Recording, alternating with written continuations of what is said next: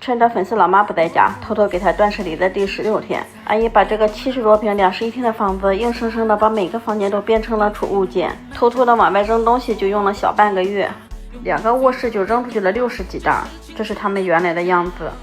一个叔叔的，一个阿姨的，里面都是满满当当了。阿姨的卧室扔了3天，第1天就扔出去了20几袋，大部分都是一些不穿的衣服。第2天扔出去了接近20袋，第3天扔出去了9袋。叔叔的卧室收拾了2天，扔出去的东西还没有阿姨1天的多，一共是19袋。阿姨那边不光衣服多，翻出来的钱也多。扔完以后，2个卧室变成了现在这样，空间大了不止1倍，都可以在里面来回走道了。照我的标准，留下来的衣服至少还得扔掉1半，但是小姐妹为了避免世界大战，还是把那些喜欢的和新的全部都给她留下来了。我给她买了6个整理箱，这样不至于取一件的时候其他的全都倒了。阿姨虽然6年没在家住，但是一点不耽误她买东西。新的内衣内裤和袜子就装了整整1个箱子，还是有一点小小的囤物症，就这没开封的衣服都有180件了，比我自己穿的衣服都多。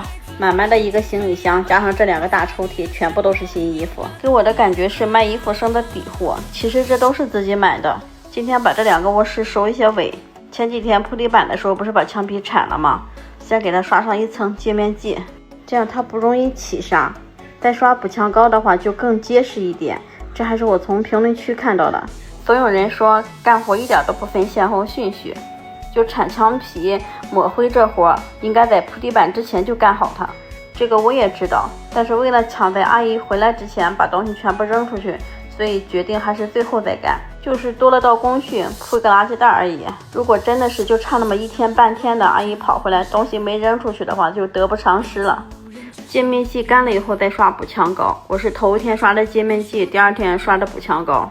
昨天的视频好多人都说我，你这又拔秧又搬砖还铺砖的，根本就不是断舍离了，就是干上小工加装修了。就我这个水平，装修算不上，勉强可以说一个修修补补吧。可能好多人都觉得我偏离了断舍离这个赛道，干了好多不应该干的活。其实每次跟别人断舍离，就是头几天进来的时候环境比较陌生，像是别人家，等干了几天以后就感觉像自己家一样了。特别是把它从脏乱差变得干净，这个过程挺有成就感的，所以就想着这个家里面只要能收拾的角落都给它收拾一下，让它变得更好一点。补墙膏比腻子粉干得快，不是特别厚的话几个小时就干了，我这个抹的比较厚，等了1宿。第2天把那个高的不平的地方用砂纸给它打平就可以了。要是和上面的墙颜色差的太多的话，就再给它刷一遍乳胶漆。叔叔这个卧室靠北面，还是1楼，窗户下边有点发霉的迹象，我用砂纸给它打了一遍，然后又刷了1层乳胶漆。刷着刷着就感觉这个屋里其他的墙配不上这面墙了，所以就把整个屋子都刷了一遍。本来这是在计划之外的，买的这桶漆是想要刷厨房那面墙。虽然叔叔特别怕阿姨回来以后跟他大发雷霆，但是这次收拾屋他还是挺开心的。他说没收拾之前回来的时候总感觉屋里面藏了一个人，进屋之后最先干的就是每个屋先转一圈，然后才能放心的在屋里待着，甚至下班了以后都不愿意回来。现在是下班了就往家跑，他说早上都可以在屋里面打拳了。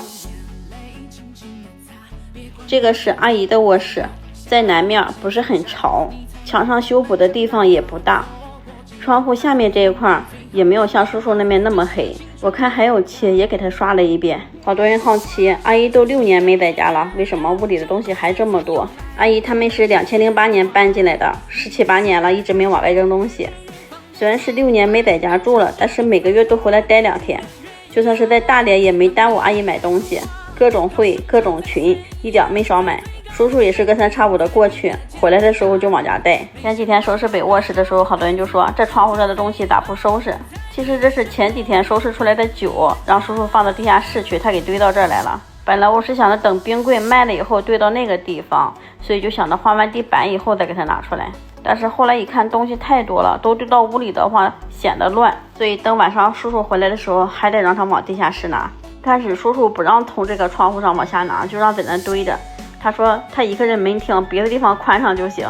叔叔也是挺能将就的，收拾2个卧室就能看出来，阿姨的衣服占了90%，他只有10%的衣服，一个整理箱就能给他装起来。这玻璃一擦多透亮，原来的东西堵的黑不溜秋的。现在这屋里都亮了好多。叔叔家这么大规模的收拾屋，好多邻居都过来看。有人说这是收拾完了要卖房呀，还有的跟叔叔开玩笑，你这是要纳暗房，我得给你媳妇打电话。是不是也有好多人都好奇，收拾了这么多天，动静这么大，怎么会没有邻居给阿姨打电话呢？你看这垃圾，我刚才扔出来被人扒拉了一地。之所以阿姨不知道，是因为叔叔都给邻居们打好招呼了，要不然这么大的动静，阿姨怎么可能不知道呢？阿姨本来就是一个社交能力特别强、好交好为的人，在小区里可有名了。我刚来的时候买的快递写的是阿姨家的地址，我去拿的时候他还说呢，你这个地址也不是你家呀，这是谁谁谁家。他每次来快递我都给他发信息，昨天他老头来取，一看不是他家的名，我都没敢给他，这当时给我吓得就怕露馅儿。好在是有惊无险的，到现在马上就结束了。不知道阿姨回来以后是什么反应。本来上周末阿姨就应该回来了，但是阿姨临时有了个会，再加上小姐妹怕我们收拾不完，又把周天的时间给她安排到她公公婆婆那去了。等到这周末的时候，阿姨肯定是要回来的。为啥小姐妹一定要偷偷的给她妈收拾屋呢？一个是阿姨屋里的东西太多，每次回来都没有地方待，不愿意回来。还有一个重要的原因就是她公公婆婆那边属于是极简生活的，屋里的东西特别少，就是搬家的话可能几个箱子就搞定了，出个门背个小包就走。小姐妹每次去就感觉特别舒服，所以她有可强烈的愿望把她爸妈家也收拾干净。小姐妹说把阿姨安排到她公公婆婆那边去，也是让她感受一下极简生活，给她熏陶一下。再一个就是再利用1周的时间给她做一下心理建设，要不然扔出去了这么多东西，也害怕阿姨回来一时接受不了。这次能把屋收拾这么利索，一个是有小姐妹的胆量，还有就是叔叔的配合。虽然是有个小插曲，藏了几袋衣服，但是说不说，叔叔这次特别配合，也特别听小姐妹的话。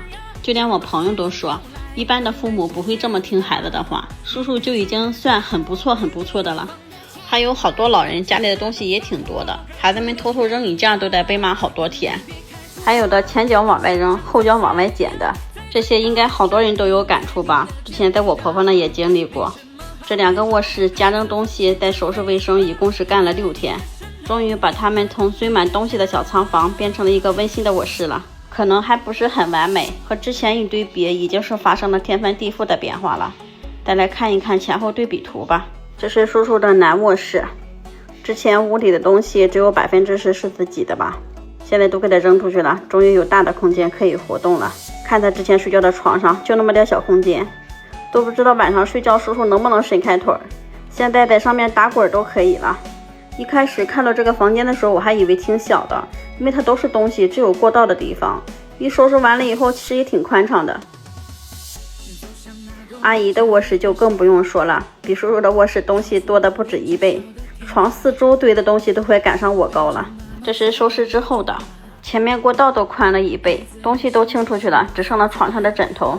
不像原来一样，床上床下堆的都是东西，现在就连窗户下边这个过道也清出来了，以前根本就到达不了窗户那个位置。现在收拾完了以后，都可以到窗户跟前看看外面的风景了。叔叔说这么一收拾，就算阿姨回来打他骂他，他都觉得值了。卧室收拾完了，明天开始进行厨房、卫生间加上小餐厅的收尾工作。